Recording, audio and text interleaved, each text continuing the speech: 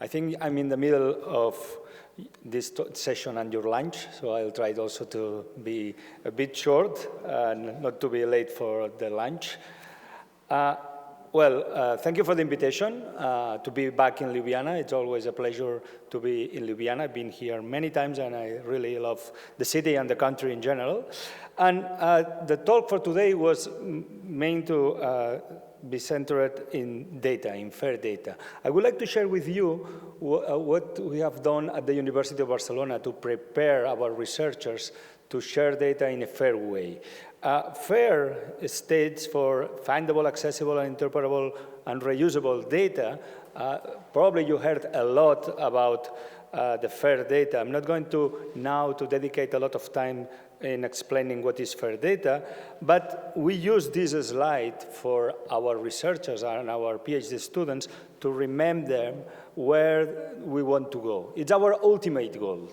The idea is we would like to have this fantastic data in this fantastic quality, but first we have to do a lot of things within the institution and with our researchers to especially change their minds. We use also this kind of slides to explain them that probably now what we have is a really close data. People do not know that you have the data, and you cannot really identify. And it could be perfect if the data will be completely interoperable and understandable, not just for persons, but also for machines. But meanwhile, also, you can have your data closed, as you see on the left and the bottom. But what is very important is to have the metadata open, so that your data could be discoverable.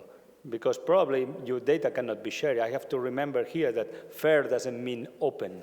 FAIR means good quality data that you can find, but you can say this is not open for everyone. Can be reusable under certain conditions. And that's the idea of this FAIR on the bottom on the left, that inform the people that you have the data. But before having this fantastic data, you have to overcome some resistance. And this is a game that I invite all of you to participate. Is when you ask someone, can you share your data? And they start to say, my data is too complicated, my data is too big, nobody will understand my data. Now is where we have a problem. Because at the end, FAIR, what we want is that the data would be understandable. So the first question we must address our researchers is to ask them, can I understand your data? Don't just use numbers to identify, for instance, profiles in a school, and this is a real case. When I receive a spreadsheet with answers from surveys, and in one of the fields was role in the institution, it was 1, 2, or 3. I cannot understand what it means 1, 2, or 3 as a role as an institution. So afterwards, they add some information, and that was good to be understood.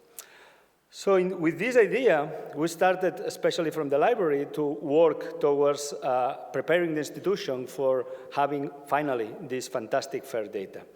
And initially, the problem we had in the library is that a lot of us, we are focused on the final step of the research cycle. We've been working a lot in open access, in publication, so we are focused many times in just the part of the publication. So we're thinking, okay, we can have our repository to allow our researchers to share the data, to publish our data. We can ask for DOIs, we can find these identifiers to identify the data. But we realized that to have this data in a repository in the final step, we have to act in all the research cycle. If we don't start from the beginning, we will fail, because at the end, the data will not be useful to be reusable. So we decided that we have to prepare the institution from the beginning. We have to prepare the researchers from the beginning, from scratch. We have to contact them at the initial point when they start research and start the discussion with them on how they are going to work with the data. And at the end, we will have this fantastic FAIR data. So probably also we have to confess that we've started all this journey because of the policies. I have to say that probably without these policies, especially the one from the European Commission, stressing the researchers to share data, to make data management plans, it will be hard to be where we are now. Before those policies, a lot of people was really aware of starting these services of helping researchers on managing research data.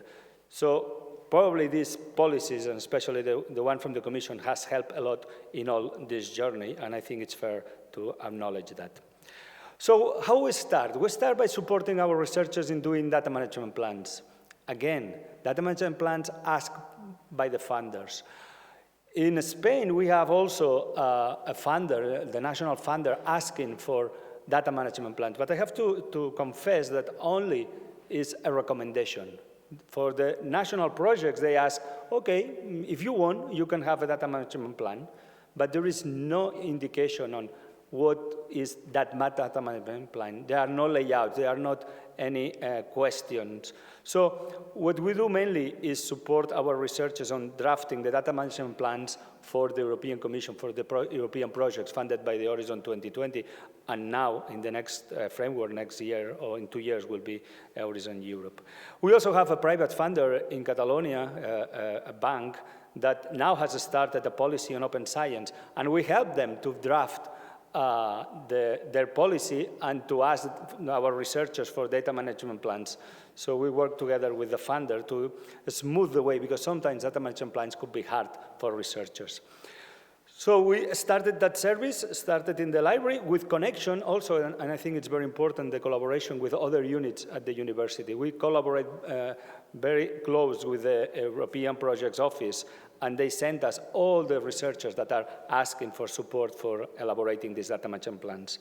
We made a choice of examples based on real data management plans. The problem is that we don't know exactly if they are good or not. There is no seal saying this data management plan is good.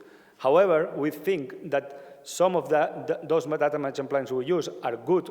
Maybe not all of them, but in different parts are good. So we gather all that information, and we share that with our researchers, because we think they need some examples, real examples on how to write a good data management plan. I always say to them, it's not a question of bureaucracy. It's just a question then to explain what you do. Don't think that filling a data management plan is, oh, I have to fill point 1, point 1, point 1, point 2, 1. No. I always, when I invite them and we do that, the face-to-face meeting with the researchers, I ask them, please tell me what you do. Explain me what you do with your data. What do you expect to do with your data? Have you think about personal data? Have you think about ethical issues? And then everything appears.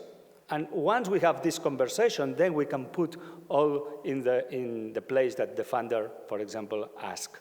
We also adopted the Data Management Plan Online, a tool that is useful to share, especially for working groups, to share a draft of a data management plan. We translated with and adapted with the consortia of the Catalan universities, and the tool is there available for anyone.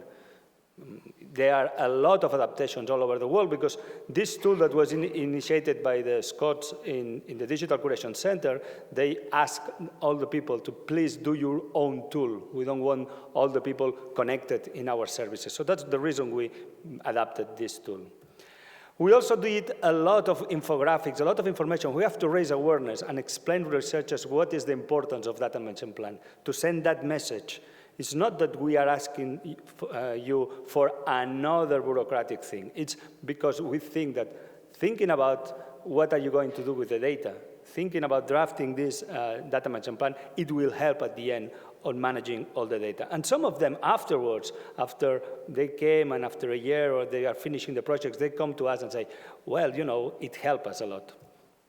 Also, we use other infographies and other tools that we don't have to reinvent the wheel every day.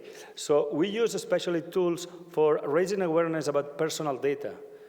We have a problem sometimes that researchers are not sure if personal data is involved in some of the research. So we try to also raise this awareness.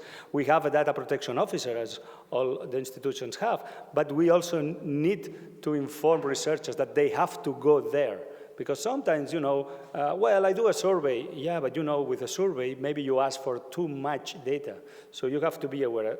We use that for when we start, the GDPR started to be in place in May 2018, and also another good infography from the University of Rotterdam, the Erasmus University, where also they start by telling the researchers, stop, and think about which data do you really need.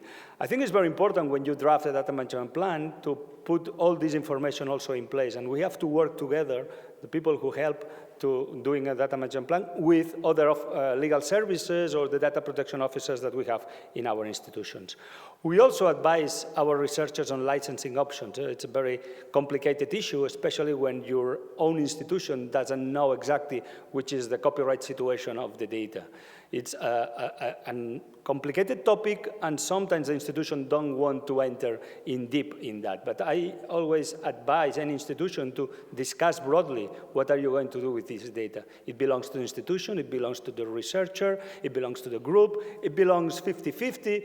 It's interesting to talk and have this conversation. I do not advocate for having all the rights for the institution. I think we can find a good balance. And of course, we have an experience for more than, now it's already 15 years with Creative Commons license in our institutions. We were the host institution of Creative Commons in Spain, so we know a little bit about Creative Commons, and we can share with our researchers the different options of the typical 6 license, but also other tools, and other tools from other projects that are developed especially for data. We also did a work that is dynamic because it changes after the time, along the different years, is advising researchers where they can place the data once they want to publish. We always say the same. Probably you'll find a thematic repository, a thematic place of your community, disciplinary community, that it's perfect for you to share the data. It doesn't mean that you have to put the data in our repositories.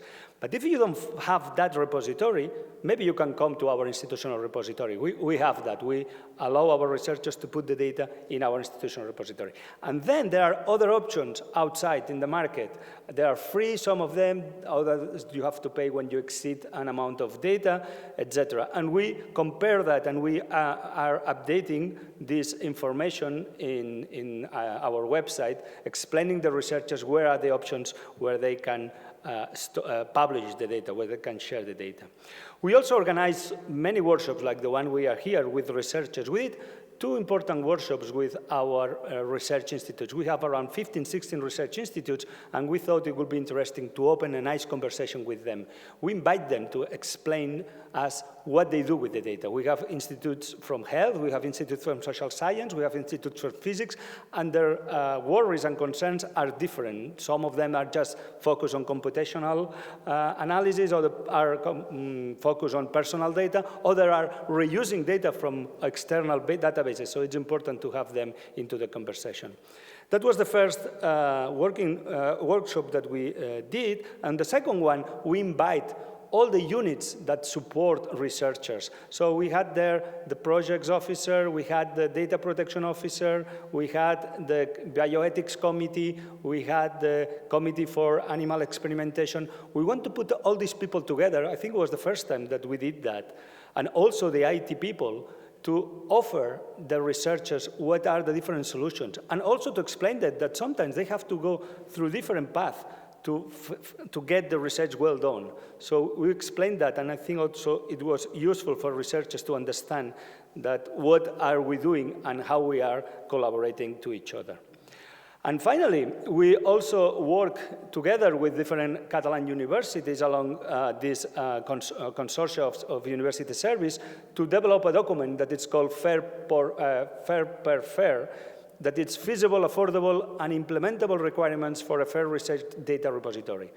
This is a question that we have in our institutions, if we should build our own repository for data, or we should collaborate together to have a national repository at the Catalan level, not just for institutions as universities, but also for research centers that are not purely from the universities. So we did that with the coordination of this consortia, and the document is based on the analysis from other countries. We look at different countries. There are countries that are far advanced from us, and it's always good to copy good experiences. We also had some technical reports, and we had 25 interviews with experts. The output of the document that is available, I just put here the link. When the slides will be available, you could check all the document. They have 25 minimal requirements, 4 best practices, and 3 recommendations. I'm just going to summarize the 3 recommendations. The 3 recommendations is that we should immediately create the repository for publication according to the FAIR requirements. So for instance, we say that we will need ORCID, we need DOIs, we will need at least an amount of fixed storage, etc. These are the 25 minimal requirements, and the idea is to use open source software. Probably the choice will be Dataverse, because we've seen some experience with other consortia and in other countries that they use that. And very important, and I think that's important when you establish some of these infrastructures, is to publicize the infrastructure. We need to provide a support service. We need to organize training sessions at all levels.